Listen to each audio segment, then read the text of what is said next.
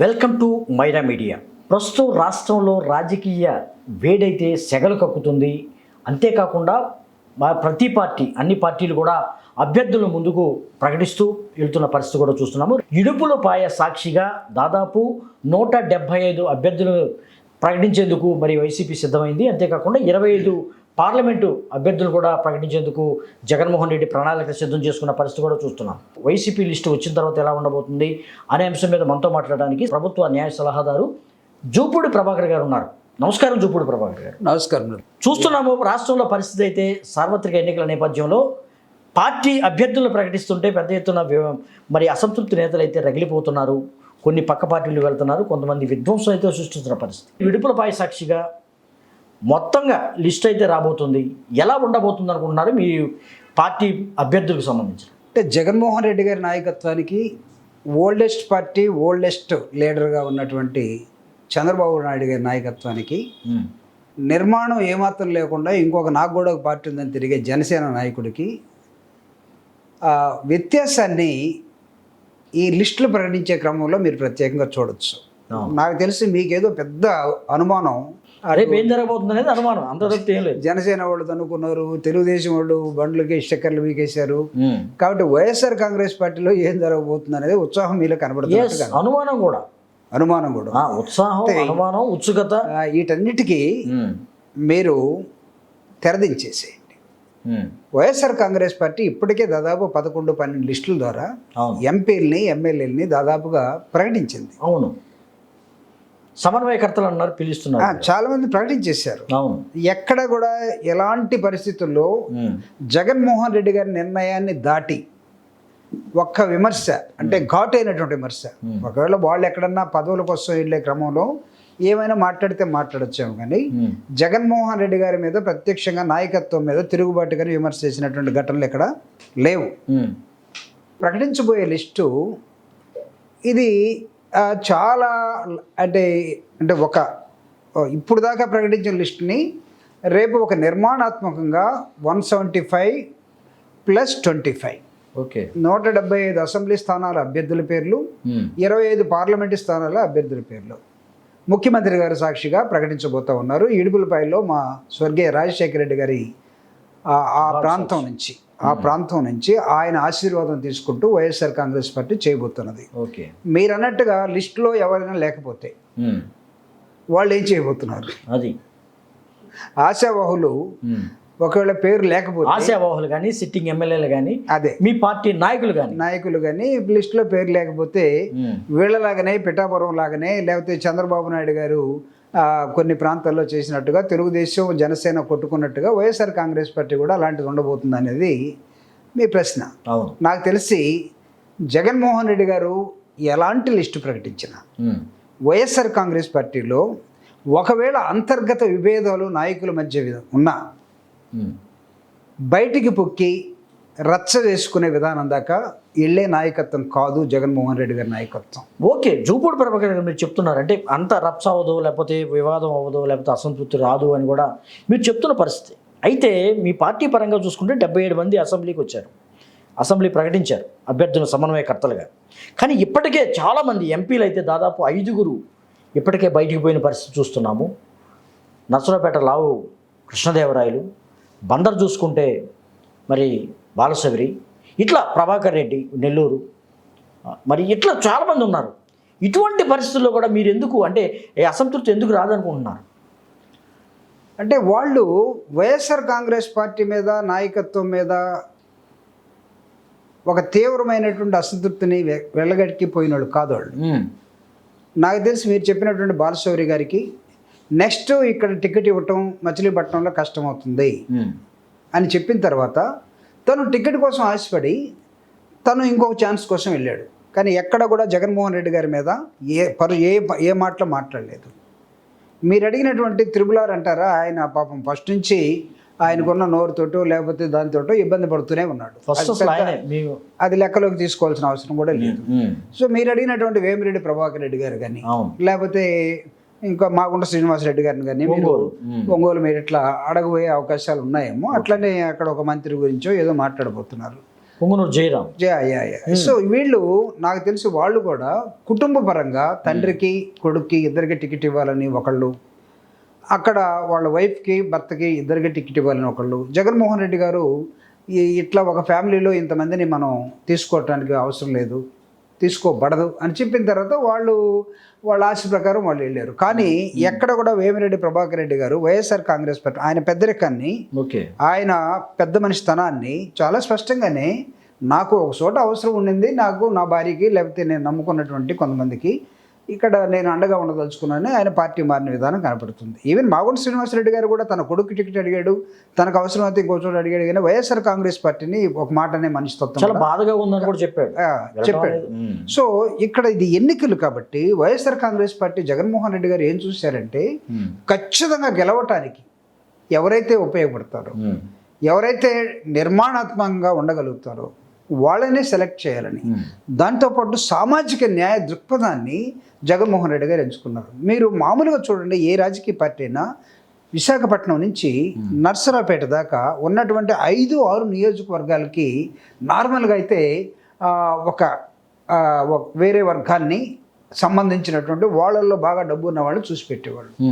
కానీ ఈ జగన్మోహన్ రెడ్డి గారు పేదలకి పెత్తందారులకి జరుగుతున్న యుద్ధంలో సామాజిక న్యాయం కోసం ఎతుకులాడి అక్కడ పెద్ద పెద్ద సామాజిక వర్గాలుగా ఉన్నటువంటి వాళ్ళని తీసేసి బీసీలు బడుగులు అని ఎవరైతే పిలువబడుతున్నారో వాళ్ళకి ఒక అవకాశం ఇచ్చే విధానాన్ని ఆయన పెట్టాడు. కానీ మీరు చెప్తున్నారు అంటే సమర్థించుకునే పరిస్థితుల్లో మీ పార్టీ పరంగా ఉండొచ్చు, కరెక్ట్. కానీ ఏది గెలుపు గుర్రాలు కాదు అనుకుంటున్నటువంటి కొంతమందిని తీసివేసి వేరే వాళ్ళ కోసం వెతుకుతున్న పరిస్థితుల్లో, ఫర్ ఎగ్జాంపుల్ బందరు మచిలీపట్నం తీసుకుందాం, బాలశివుని పక్కన పెట్టారు. బాలశివుని పక్కన పెట్టిన తర్వాత ధీటైన వ్యక్తిని ఇప్పటి వరకు కూడా చూడలేదు అనేది ఒక ఆరోపణ అయితే ఉంది. అంటే 2019లో బాలశౌరి గారిని పెట్టినప్పుడు ఆయన ధీటైన వ్యక్తి అని కూడా అనుకోలేదు. జగన్మోహన్ రెడ్డి గారు ఆలోచన ప్రకారం మన పార్టీ ఈరోజు చాలా స్పష్టంగా క్లారిటీ ఉన్నది కాబట్టి పార్టీకి అండగా ఎవరైతే ఉండదలుచుకున్నారో వాళ్ళని జగన్మోహన్ రెడ్డి గారు ప్రకటించారు. ఓకే, పార్టీ బలంగా ఉన్నప్పుడు, నాయకుడు బలంగా ఉన్నప్పుడు, సో పార్టీ ద్వారా ఎన్నుకోబడేటువంటి ఎమ్మెల్యేలు కానీ ఎంపీలు కానీ అంతే బలంగా ఉండాలని మేమైతే కోరుకోవట్లేదు. ఓకే, జనరల్గా ఇది ఒక అంబ్రెల్లా కిందకి పనిచేస్తున్నటువంటి ఒక రాజకీయ పార్టీ.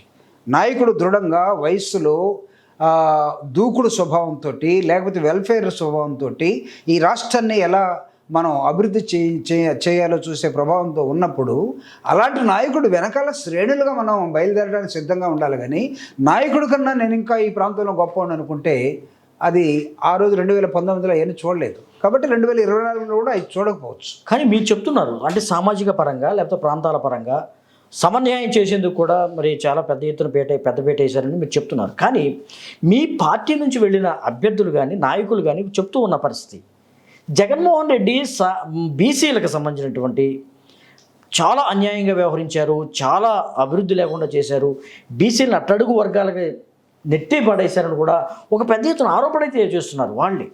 అంటే నాకు తెలిసి మీరు దీన్ని ఒక క్రిస్టల్ క్లియర్గా ఒక చార్ట్లో నాకు చెప్పగలిగితే నేను సమాధానం చెప్పగలుగుతాను. బీసీలకి జగన్మోహన్ రెడ్డి గారు ఇచ్చినటువంటి ప్రాధాన్యత ఏదో ఈ దేశంలో ఏ ప్రధానమంత్రి కానీ ఏ ముఖ్యమంత్రి కానీ ఇప్పటి వరకు ఇవ్వలేదు. బీసీ కులాలే ఇవి బ్యాక్వర్డ్ కమ్యూనిటీస్ కాదు, బ్యాక్ బోన్ కమ్యూనిటీస్ అని వాళ్ళ ఆత్మగౌరవ నినాదాన్ని వెలుగెత్తి చాటినటువంటి నాయకుడు జగన్మోహన్ రెడ్డి గారు. జగన్మోహన్ రెడ్డి గారి పీరియడ్లో బీసీలు వెనకబడిపోయారని తెలుగుదేశం వాళ్ళు లేకపోతే ఇంకొకళ్ళు ఎవడన్నా ఏదైనా మాట్లాడితే దానికి మీరు నన్ను ప్రశ్న అడిగితే నేను సమాధానం చెప్పడానికి. కానీ మీ పార్టీ వాళ్ళు, మీ పార్టీ నుంచి వెళ్ళిన వాళ్ళే ఆరోపిస్తున్నారు. ఆరోపణలు వచ్చిన నేపథ్యంలో ప్రశ్నించడానికి ఉంటుంది. You have got every right to question, no doubt.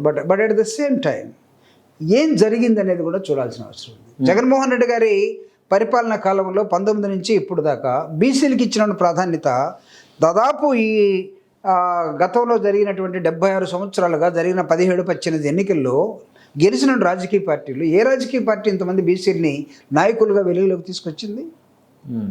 ఏ రాజకీయ పార్టీ 2,75,000 కోట్ల రూపాయలని అన్ని కులాల్లో ఉన్నటువంటి పేదల్ని సెలెక్ట్ చేసుకొని ఎక్కడ లీకేజెస్ లేకుండా, ఎక్కడ మిడిల్ మ్యాన్ లేకుండా, మన పార్టీయా అవతల పార్టీని చూడకుండా పేదరికం మాత్రమే న్యూట్రల్గా తీసుకొని ఒక వాలంటరీ వ్యవస్థను పెట్టి రాజకీయ నాయకులు అయితే మళ్ళీ తప్పు చేస్తారని ఒక వాలంటరీ వ్యవస్థతోటి జగన్మోహన్ రెడ్డి గారు చేయించినటువంటి వెల్ఫేర్ అండ్ డెవలప్మెంట్ యాక్టివిటీస్ ఈ బ్యాక్వర్డ్నెస్ను పోగొట్టడం కోసమే కదా.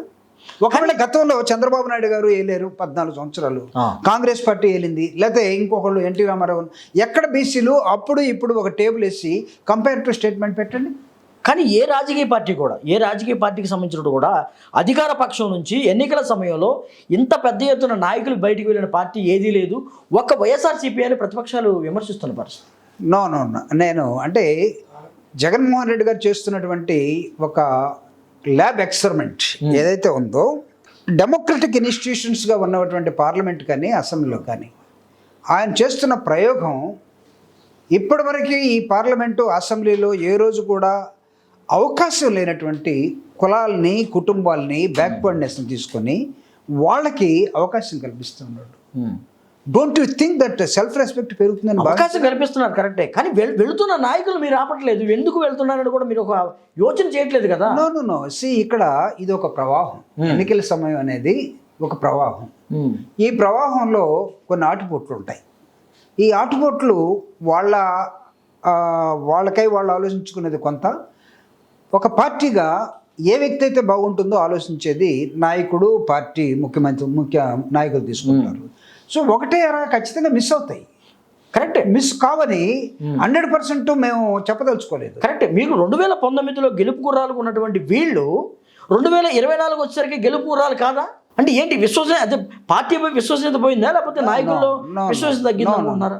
Excellent question. అప్పట్లో వీళ్ళు గెలుపు గుర్రాలని వీళ్ళ ద్వారా రాజకీయం మొత్తం నడుస్తుందని, ఆ ప్రాంతం అభివృద్ధి చెందుతుందని 2019లో అసలు వైఎస్ఆర్ కాంగ్రెస్ పార్టీ భావించలేదు. వైఎస్ఆర్ కాంగ్రెస్ పార్టీ 2019లో 2014 గుణపాఠం ఒకటి, 2009 నుంచి 2014 దాకా జగన్మోహన్ రెడ్డి గారు చేసినటువంటి ఓదార్పు యాత్ర, ఈ రాష్ట్రంలో తను తాకినటువంటి మనుషులు కానీ, చూసినటువంటి ప్రాంతాలు కానీ, అతను నేర్చుకున్నటువంటి అనేకమైన లెసన్స్ కానీ, దాదాపు 9 సంవత్సరాలు ప్రతిపక్షంలో ఉండి ప్రతిపక్షంలోకి రాకముందు ఒక ఆయన ఆలోచన విధానాన్ని, ఒక మనిషి మానసిక స్వభావాన్ని మార్చినటువంటి వాతావరణాన్ని జగన్మోహన్ రెడ్డి గారు ఈ రాష్ట్రంలో చూశాడు.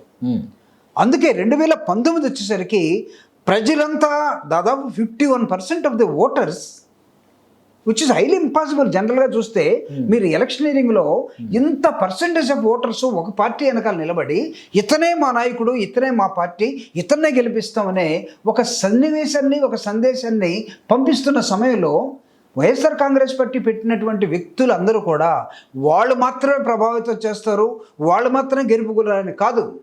ఈ సామాజిక వర్గం నుంచి మనం వీళ్ళని తీసుకోవాలి. ఎస్, పార్టీ చాలా స్ట్రాంగ్గా ఉంది, ఎవరిని పెట్టినా సరే వీళ్ళకి అవకాశాలు ఉంటాయి.